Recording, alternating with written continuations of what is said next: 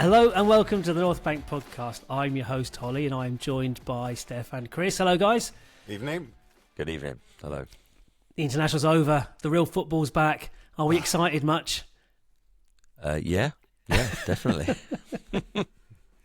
Okay, we are playing Fulham away on Saturday at 5:30, and we think that every Arsenal player has returned with the right number of digits and limbs and muscles working, etc., etc.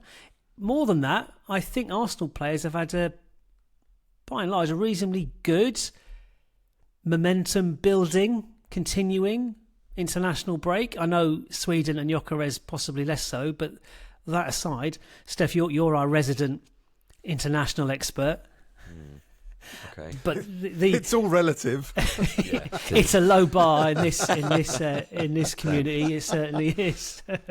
I do know that Marino scored 2 for Spain. I do know that Martinelli scored 1 for Brazil. I do know that Eze scored 1 for England.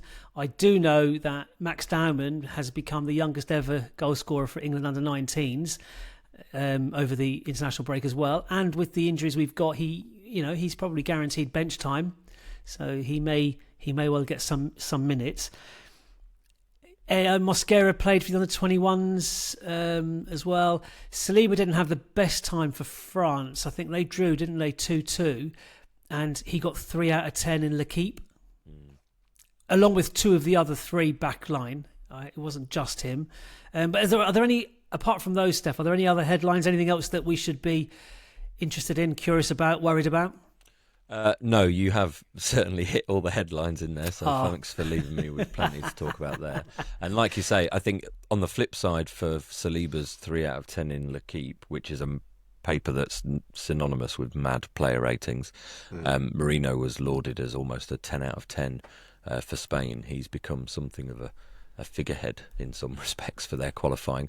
I saw a brilliant stat that said he scored something like 35% of their goals in qualification, which is like he's got 6 in 4 games, hasn't he? Yeah, it's pretty mad. So he's definitely doing something right. And like you say, of the players that featured, Gyökeres aside, there's not many that didn't come away with enhancing their reputation in some respects. And at the very least, were able to get minutes if they needed them, and because of the game state, be rested if they were on the borderline for being perhaps overplayed. And it's hard to complain about any of that. Yeah, it was a stress-free international break. Yeah. Apart from the Odegaard news, but that was kind of early doors and we sort of expected it. Okay, so that news you're referring to is that he won't be back until after the next international break. I mean, if there's a set of games to miss, it's this set of games for him.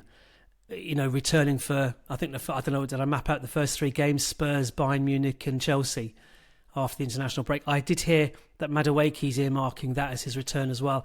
And I did read today that this evening that Havertz is expected to come back earlier. No, there's a chance that he'll come back earlier than expected, that he's confounding the medics in his rehab again. We've heard that before until his next breakdown. I mean, it is something that Odegaard's out and we haven't lost our collective minds because we've got 3 replacements. And before the international break, Eze and Marino would be the 3rd of those, but his goal scoring exploits, Gyökeres should be careful. He's like 6 goals in 4 games for Spain. That's not too shabby. Steph, you I forgot something at the start. What was it? We should remember to send the message to all our listeners around the world that they can watch us on YouTube. We know the majority of people listen where they hear their podcasts, but you can also watch us on YouTube. Give us a subscribe and follow us on social media. We've all got faces for YouTube, haven't we? I was going to say faces for radio, but yes, thanks, I know that's the now people will be curious. They'll have to tune into YouTube to check us out. Well, me and Chris were speaking earlier about how sometimes, because me and him predominantly still listen to a lot of podcasts, so it is interesting imagining how people look when you've only heard their voice, and sometimes there can be a disconnect, shall we say? Just huge disappointment. Well, I mean, that would, story of my life, basically. Listeners, heed Chris's warning there. Yeah. Keep the enigma going. Just listen to us. I look like Brad Pitt. It's been said many times, but by nobody. I'm going to switch it swiftly back to the football before we get any further. Yeah. I just want to add about the England game, which I watched, and there wasn't much really to report about, but Saka got a kick and started rubbing his leg, and then Rice got a kick and started rubbing his leg, and I just thought, please God, no. It's paranoia, but I thought it's paranoia, but it's kind of not, because we've become so accustomed to losing players now that it's just the norm that we're going to get injuries. So to come through it unscathed was huge sigh of relief. Well, we haven't heard yet, have we? Well, and they took him off on 60, which was great. And then Eza came on for his little cameo goal. Perfect, So hopefully, touch wood, they're in good shape for Saturday. So we are recording this for context on Wednesday evening. We won't get any team news, injury news until Friday probably. So tomorrow maybe, if you're listening on Thursday or watching on Thursday. So we hope that the no news is good news mantra works for us at the moment and this international break. England have qualified now, haven't they? Yes. Are we excited about that? I'm less excited by a World Cup in America than I was maybe a few years ago when it was announced that America would be getting the World Cup.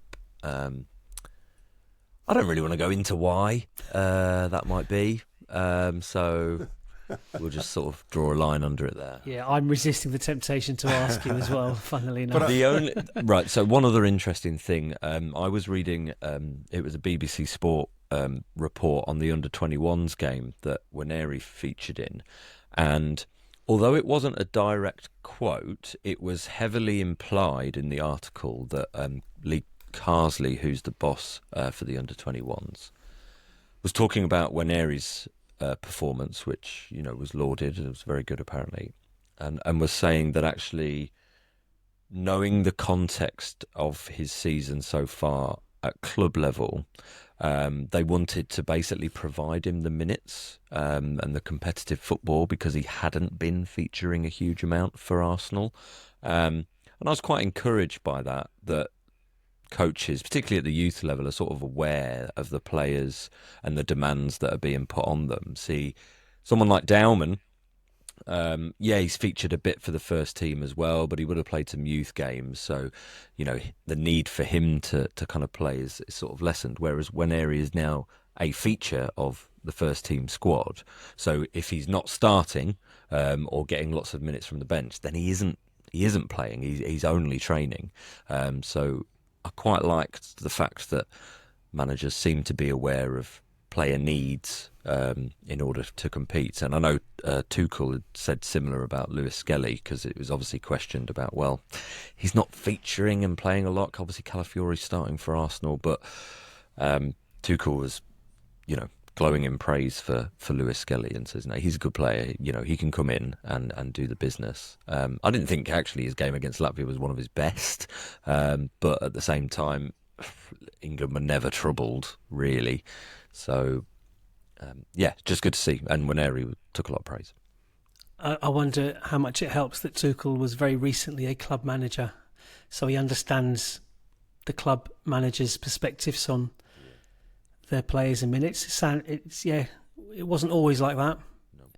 International manager just thinks about their team, their squad, their kind of reputation, if you like.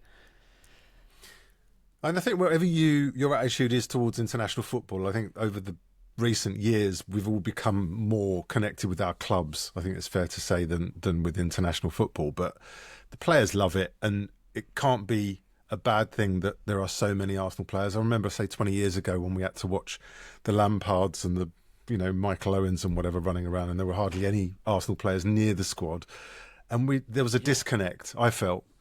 And I'm not a huge England fan per se, but I'm going to be getting behind them simply because there's so many of our lads in the squad. So it can't be a bad thing. You don't even have to go that far back. World Cup 2018 was mostly Spurs players. Trippier, Walker, Kane, Ali. It was, fairly heavily featuring Tottenham players. Oh, go on. No, I was going to say, I was listening to a couple of Liverpool fans talk on a podcast about Liverpool, and let me ask you the question that they were asked. Would you rather Arsenal win the League Cup or England win the World Cup?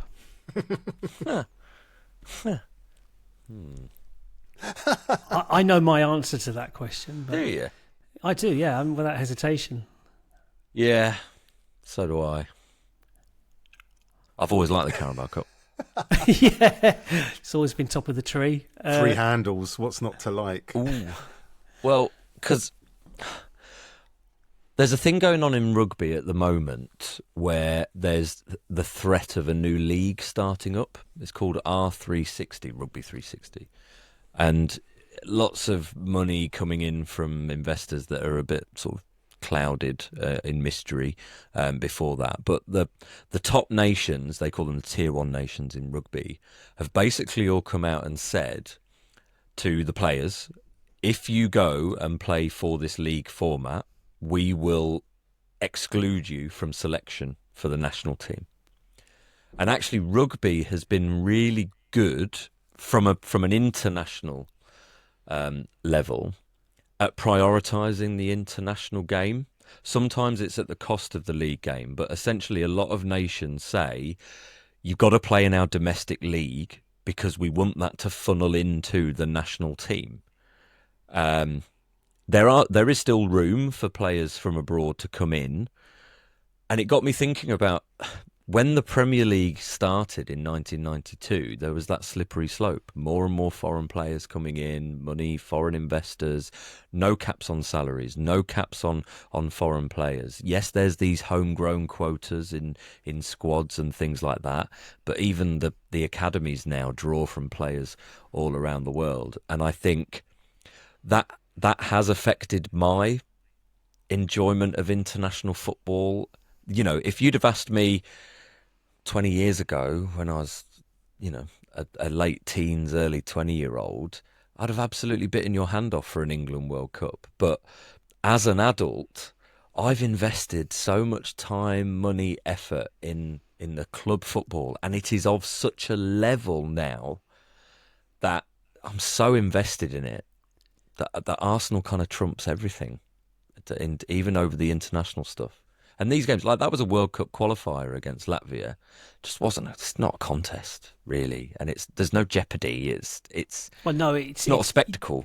England need to get to the World Cup knockout stages before it gets interesting. Exactly. That's it. Chris, so you'd rather England win the World Cup than Arsenal win the League Cup? Interesting. No, Carabao milk rumbelows for me. Yeah. Ooh. Yeah. It's club first. It's the way it is, and fortunately, we run an Arsenal podcast here, so I think there are probably some people who support, Wealdstone or whatever, who go and follow England around the world with the big St George's flags with Wealdstone FC on it. I've got no disrespect to them, but I think because they want to go and see big games with big players, and they probably find it easier to get behind that profile of a game. I nearly got beaten up in a nightclub many years ago because there were two Newcastle fans and in the nightclub with their Newcastle tops on, so it was a classy joint. And that's more of a reference to the place itself, not the Newcastle fans. And we were chatting, and it was all very amicable and friendly until they asked me. This is like a long time ago. We're talking decades ago. They asked me, and this is Newcastle starved of success even then, would I rather England win the World Cup or Arsenal win the league? And I thought they were joking. Oh, well, Arsenal win the league all day long. And they got really offended. Like really offended. They were absolutely hell-bent on England World Cup over. I said, so you'd rather England won the World Cup over Newcastle winning the Premier League? And they were like, yeah. Because deep down, the reality of Newcastle winning the league back then was kind of obsolete. I don't know, but I don't know whether. I don't know. Anyway, I just thought it was interesting, and it kind of opened my eyes to. I just assumed that everybody would be club over country, and Newcastle such a passionate fan base for their club. I just assumed. So I genuinely thought their question was a wind up, but it wasn't, as I found out. They were not happy. Don't know why. Like, it's a daft question from my perspective. But anyway, so yeah, big club fans. I mean, I'd be curious how other supporters feel. I mean, non-Liverpool supporters. I know they would be wanting the National Republic of Liverpool to win the Premier League over England all day long. But then I'm the same with Arsenal, so I'm not judging. Anyway, anything else on the internationals? We should park it there. Farewell. Goodbye. Farewell for what? Five more games? See you soon. Yeah. Okay, Fulham away. Couple of things on Fulham. Lost away at Bournemouth 3-1 last time out. Time before that, they lost away at Aston Villa 3-1. I did actually watch the Bournemouth game, and they were very, very poor. They didn't have a striker. And I'll get on to who they've got available for us on Saturday in a minute. So that was poor. They're sitting 14th, I think. I need to look. Yeah, 14th on 8 points. They've won 2, drawn 2, lost 3. They've scored 8. They've conceded 11. Our record against Fulham, we failed to win our last 2 visits to Craven Cottage. We've drawn 1 and lost 1. Our last 5 matches in total, we've won 2, drawn 2, lost 1. Like it should be better. This is your kind of proverbial banana skin of a fixture. In terms of players available, they are definitely without Muniz, Tete, and Lukic. Raul Jimenez is a doubt, but he's more likely to play. Now, they were without Muniz and Raul for the game against Bournemouth, and they were impotent up front. They really were toothless. Josh King obviously is their 18-year-old starlet, a very good player. He did really well for I don't know which age group he played for, under 21s, I'm assuming. With Waneri, yeah. Yeah, and he received a lot of plaudits for that performance, I believe. Mm-hmm. So that's where we're at in terms of players. In terms of, from our perspective, no surprises that the regulars are out. So Jesus, Havertz, Erdegaard, Madueke. Who else is out? I mean, that's Nkapie. You see, I thought he'll be back in the squad. Oh, okay. Maybe for this game. I'm just looking out before. Because what Arteta said before is that he wasn't quite. He was so close to making the squad for West Ham. So that's 2 weeks ago. If he was very close to making that squad, then I'm just adding 2 and 2. Mm-hmm. Chris, how are you feeling about Fulham away? Oh, positive. Why shouldn't we be positive? Yeah, and whether they've got their full outfit or not, we still got too much for them. So, yeah, I'm feeling pretty bullish. Steph, narrative. Yeah, I mean, there is a huge Arsenal contingent at Fulham with Leno, Iwobi, Smith Rowe, of course. But at the same time, Iwobi especially has shown himself to be, a very good operator in the Premier League, playing in a number of different positions. He's just an all-round good player.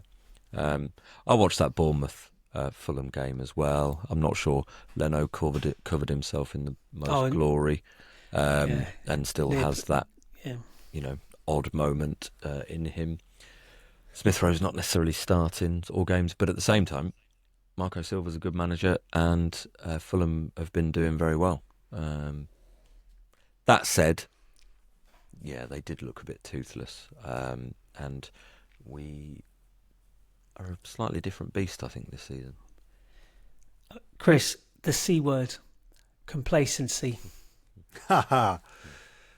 Well, I'm not worried so much about complacency. I'm more concerned about after the internationals kind of fluency, which we generally all teams The F probably word. suffer from. What's that? The F Fluency. word. Yeah, Fluency, fluency. Okay, keep it clean. But yeah, that worries me more. I don't think Mikel will allow complacency per se, but I do think there is that tendency to just take a while to get into gear when they've all gotten back together and only had 2 days training. I don't know whether the long distance players, Gabriel and the two Gabriels, Excel and Martinelli, have flown quite a distance.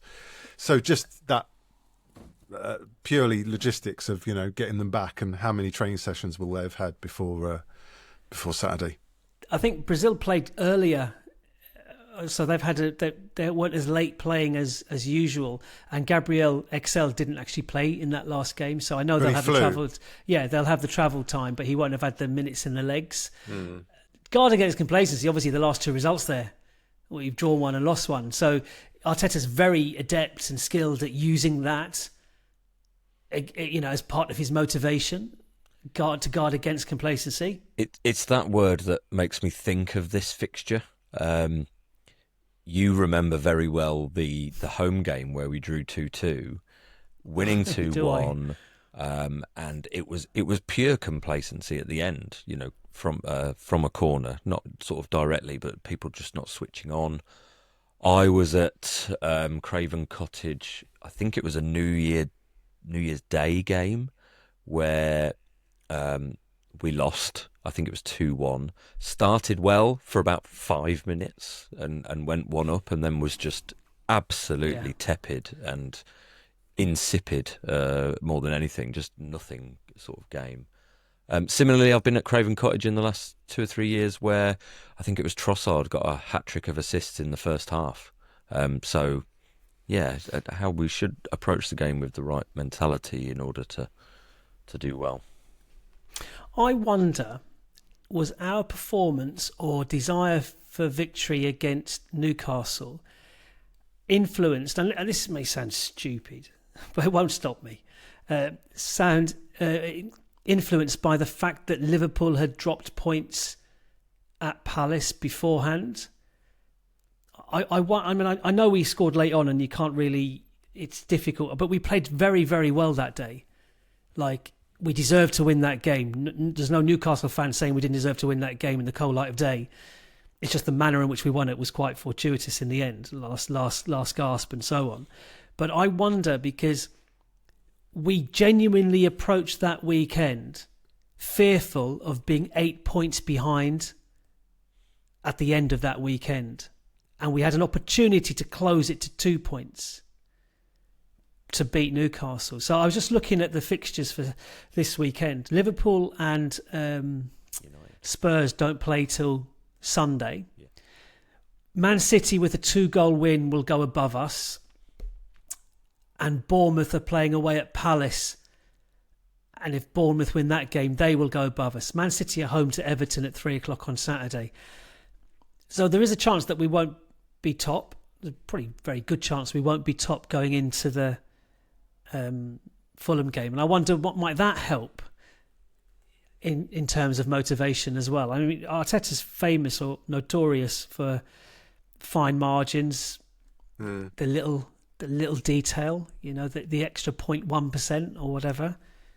I often wonder as well whether it is best to play the earlier game, be the pace setter, get your 3 points in the bag, or whether that fact that the others are playing and then what your job is afterwards, okay, they've done their job, now it's time for us to do ours. It's kind of, there's no ambiguity, you just know you have to go out and win. Whether that's, again, it's something that Mikel will be able to propose to them, to the players, the pros of either, if you see what I mean. Yeah, well, exactly. We can be 4 points clear of Liverpool, right, by 7:30 on Saturday. But conversely, we'll be, like you just said, we could be behind City, Bournemouth, and he'll use that as motivation to say, right, you know what the job is now. Don't need to do a team talk. You've got to claim top spot. We hope. Yeah.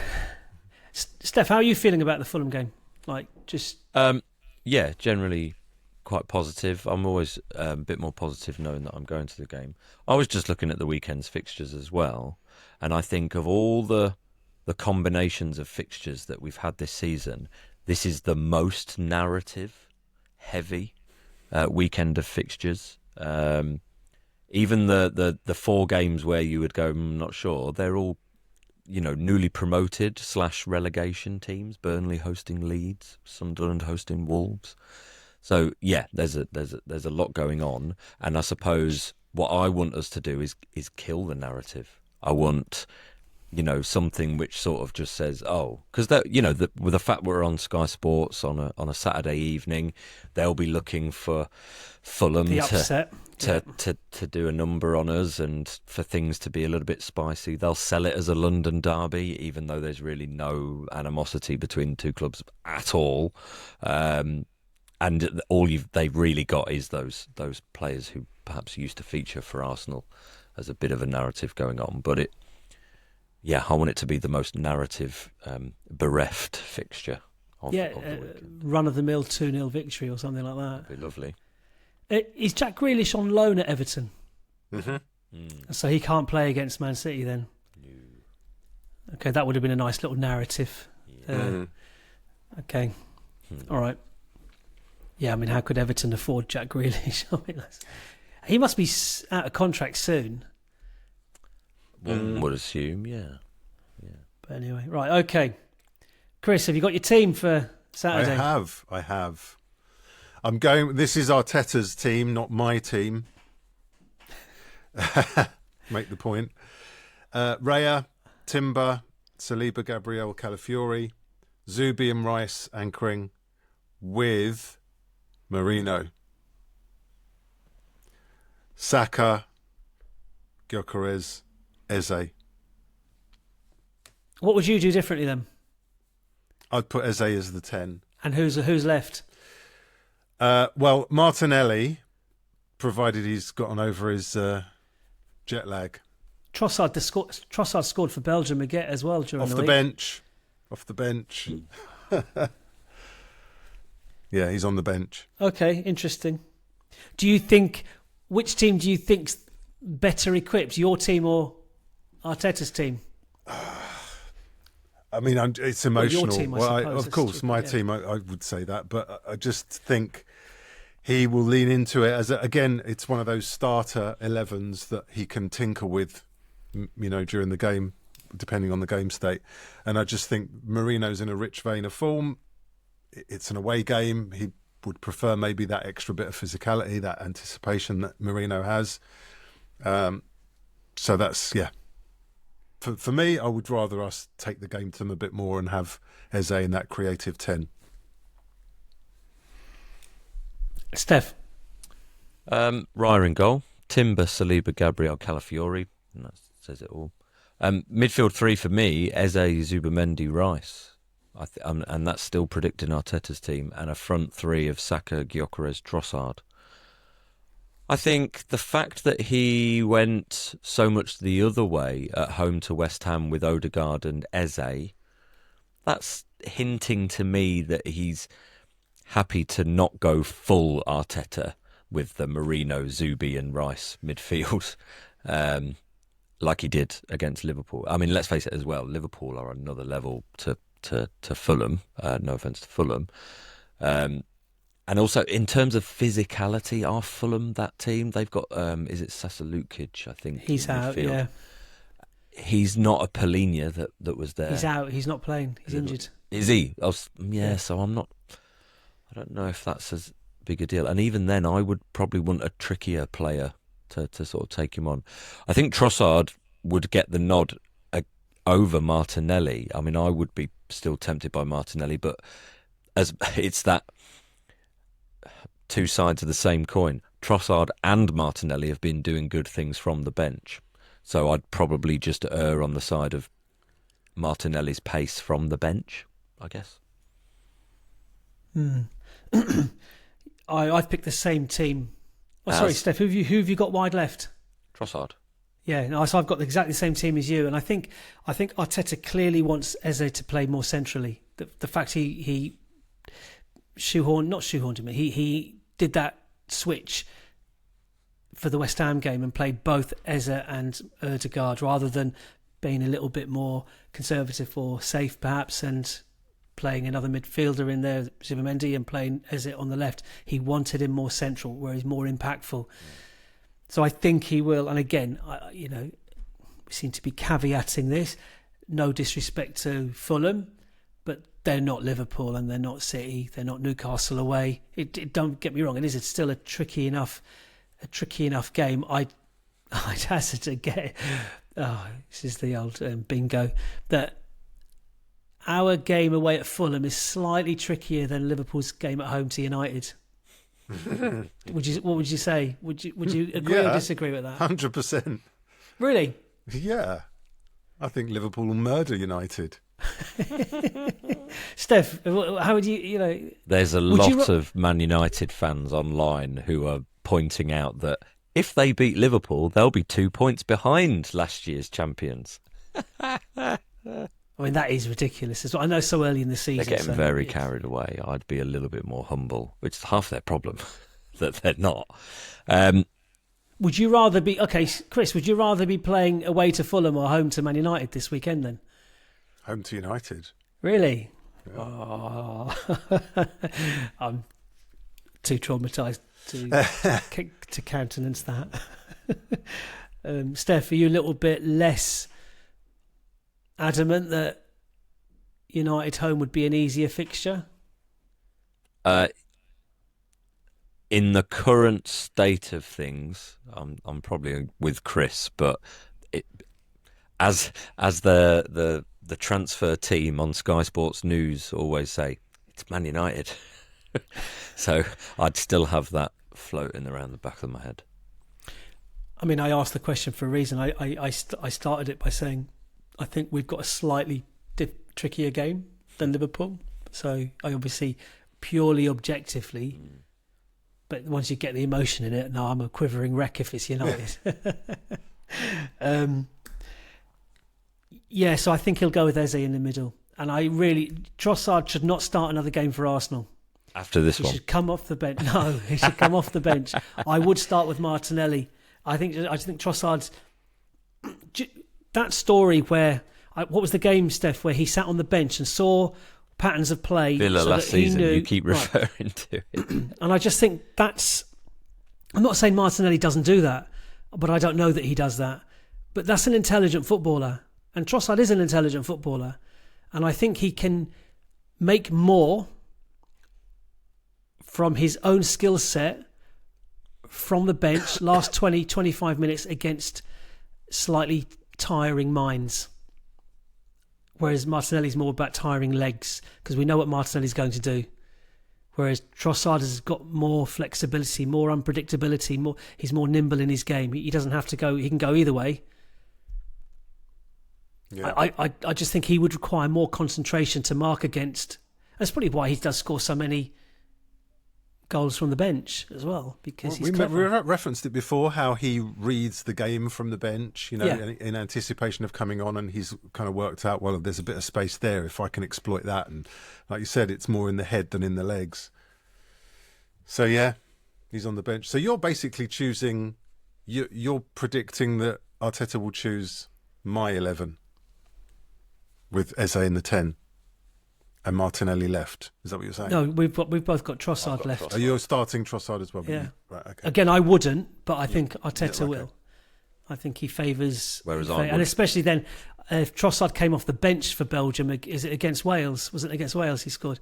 He came off the bench, and Martinelli started the game, and then has all that extra travelling from Brazil. I watched a lot of Wales-Belgium, and I've never been so head shaking and head in hands as when a Wales player handled the ball for Belgium to get a second penalty.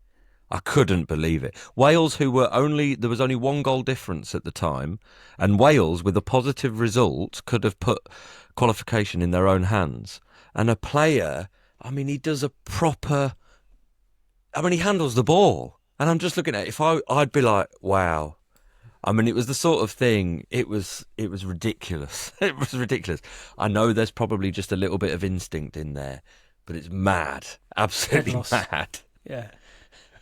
Ugh, I didn't like see that it. Burnley player against Liverpool. Oh, stop it! Sorry. I think it was worse. It was worse than that. Painful, And it was that for his country in a World Cup qualifier. Oh, wow. Talk about stakes. Chris, score. Yeah. Well, I've got a pretty good record, haven't I? You're on a roll, you are. Predictions. So hopefully this one will be right as well. I'm going 2-0 again. I don't think they'll get through, and I think we'll score 2. Who will score? Oh. Who do you want to score? I desperately want Gyökeres to bag both of them. But yeah, I'll take it off of Sessegnon's arse. I really don't care. I had a comment for that, but anyway, Steph, score. I think Fulham will score. I think Big Gabby's jet lag might cause an issue or something like that. And Fulham are all right, they're a decent side. But I have got us winning 2-1. They're unbeaten at home this season. I changed my mind. No, I've written 2-1 now. 2-1. Okay, I'm going 3-1. Okay. Yeah, I would like. If I could share those goals around, who would I like to get them? Definitely Gyökeres to get a goal, Eze to get a goal. Who else do we need to score? Miles Lewis-Skelly. There you go. Off the bench. Sure. Saka. Chris, you've got Saka 4 goal. in a row. I don't record them but I know you got the Champions League one as well, and you've got 3 in the league. That's 4 in a row. That's nuts. I know. Should have gone to the bookies. Yeah. Well, long may that continue. Well, Absolutely. so long as you wins. keep predicting wins, yeah. Yeah. Okay. Right. It's the beginning of a reasonably friendly set of fixtures. We've backed us to get 16 points from the next 6 games. Just remember that. We've also backed Man City and Liverpool to also get 16 points from the next 6 games. But anyway, right. Anything else? Anything to sign off with? I do have a bit of trivia that I dug up on Fulham and Arsenal history, which you can find on the Arsenal official website.com. I won't go too deeply into it, but in early 1900s, so when Henry Norris was around, the guy that moved us from Woolwich Arsenal to the north, he was also involved in some shenanigans with Fulham and Chelsea, and there was a proposed merger of Fulham and Arsenal. It was going to be Fulham Arsenal because we were in financial trouble at the time, and he suggested that one of the solutions would be to merge the 2 clubs into Fulham Arsenal. And obviously, thankfully, that never happened because subsequently he moved us. Where would that club have played football? Craven Cottage, I don't know, because we were on Plumstead. Yeah, what would Spurs fans do with that? They'd have nothing. They'd have nothing to moan about. No, that club from Middlesex. But yeah, just a nice bit of trivia, and it's on the Arsenal.com website. Really, fascinating. Yeah, it is. You've just reminded me of one. We've only lost 1 London derby in the last 19. Oh, don't. Who is that defeat? Oh, behave. West Ham. Yeah. You're as bad as Albino on socials. I think I got that from him. Oh, right. Okay. There you go then. I think that was his. Anyway, right. Okay. Thanks for that. Nice to have the football back. We enjoy the next few days. Looking forward to Saturday. Game day again. Nice, comfortable 2-0 win for Chris to actually hammer our little league of predictions, because you'll be way out in front by now. If not, definitely on Saturday after we win 2-0. But anyway, so thanks for listening. Check us out on YouTube. At North Bank Pod. At North Bank Pod. Cheerio, guys. Thank you very much. Bye-bye. Bye. See ya. The North Bank, an Arsenal podcast. Subscribe, rate and review on your app, and find us on your socials at North Bank Pod. Email hello@thenorthbankafc.com and check out our website, thenorthbankafc.com. Produced by the Podcast Company.